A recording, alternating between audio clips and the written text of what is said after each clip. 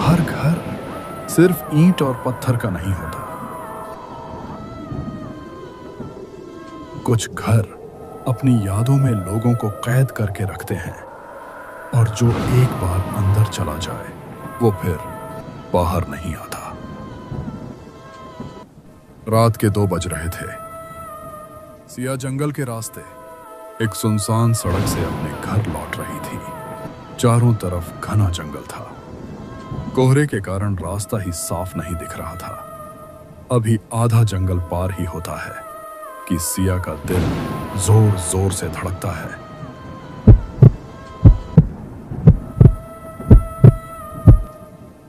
तभी अचानक सिया का फोन बजता है।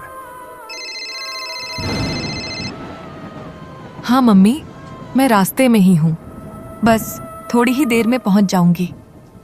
हाँ मम्मी, आप परेशान मत हो, बोला ना, मैं रास्ते में हूँ। बस आप ऐसे ही बातें करती रहो और देखो मैं यूं ही आपके सामने आ जाऊंगी। अभी सिया माँ से बातें करती ही होती है कि अचानक पीछे से एक कार बिना ब्रेक के आती है।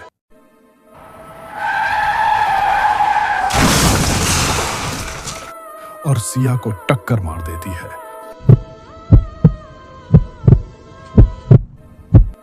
कार ड्राइवर जब कार से बाहर निकलता है तो सिया को मरा देखकर वो एकदम से डर जाता है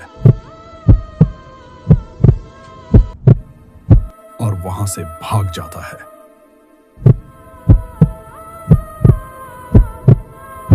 सिया की मां फोन पर बोलती रहती है, मगर सिया का कोई जवाब नहीं मिलता।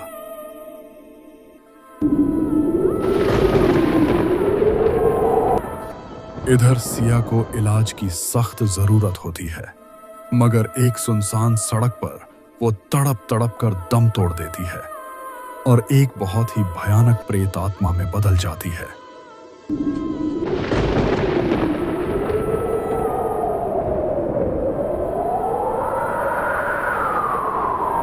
जिसका उद्देश्य सिर्फ अपनी मौत का बदला लेना होता है। दोस्तों, अगर आपको ये कहानी जरा सा भी पसंद आता है तो प्लीज वीडियो को लाइक और चैनल को सब्सक्राइब जरूर करिएगा। आपके ऐसा करने से हमें और भी हौसला मिलता है कि हम और भी अच्छे वीडियो क्रिएट करें। हाँ, तो अब आते हैं कहानी में। सिया का एक्सीडेंट जिसने किया उसका नाम राहुल था। वैसे तो राहुल सिया का एक्सीडेंट करके अधमरा हाल में उसे सुनसान सड़क पर छोड़कर भाग जाता है, मगर यहां से शुरू होती है राहुल की उल्टी गिनती। राहुल, जो बहुत ही अमीर घराने का एक बिगड़ा हुआ रायज़ादा होता है और लड़कियों की जिंदगी से खेलना तो उसका शौक होता है। उसका पिता एक बहुत ही बड़ी कंपनी का मालिक होता है। घर में नौकर चाकर लगे होते हैं। मां जो हमेशा नशा और किट्टी पार्टी में ही मगन रहती है और पिता को कंपनी से ही फुर्सत नहीं। इधर सिया की मौत के बाद उस जंगल का रास्ता कभी वैसा नहीं रहा। रात होते ही वही सड़क, वही पेड़, लेकिन अब वहां सन्नाटा नहीं, किसी की मौजूदगी महसूस होती थी। लोग कहते थे रात 12 बजे के बाद उस रास्ते पर एक लड़की दिखती है, लाल साड़ी में, फोन पर बात करती हुई, और जो भी उसे देखता वो कभी घर वापस नहीं पहुंचता। एक दिन नशे में धुत राहुल उसी जंगल के रास्ते से गुजरता है। उसे अचानक से वो इंसिडेंस याद आता है। उसका दिल जोर जोर से धड़कने लगता है।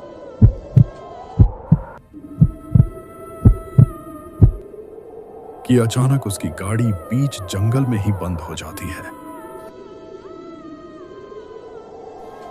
वो चारों तरफ देखता है, मगर एक परिंदा तक नजर नहीं आता। वो गाड़ी से निकलकर मदद के लिए बाहर खड़ा ही होता है कि अचानक से उसके सामने एक बहुत ही भयानक सी वस्तु उसके गाड़ी पर गिरती है। किसी तरह राहुल वहां से अपनी जान बचाकर भागता ही है कि उसे रास्ते में एक बहुत ही खूबसूरत सी लड़की मिलती है। वो जैसे ही गाड़ी को रोकता है, देखते ही देखते वो लड़की एक दानवी में बदल जाती है और राहुल अपनी कार की स्पीड तेज करके वहां से भाग जाता है। रात काफी हो जाती है। वो जैसे ही कमरे में जाता है, उसे अपने कमरे में किसी के चलने की आहट मिलती है और साथ ही साथ किसी के रोने की आवाज आती है। वो डर के मारे कांपने लगता है। राहुल अपनी माँ से सारी बातें बताता है। माँ, आजकल मेरे साथ बहुत अजीब अजीब चीजें हो रही हैं। तब राहुल की माँ एक तांत्रिक को बुलाती है। अगले दिन तांत्रिक जैसे ही घर के दरवाजे पे दस्तक देता है, अचानक से हवाएं तेज चलने लगती हैं।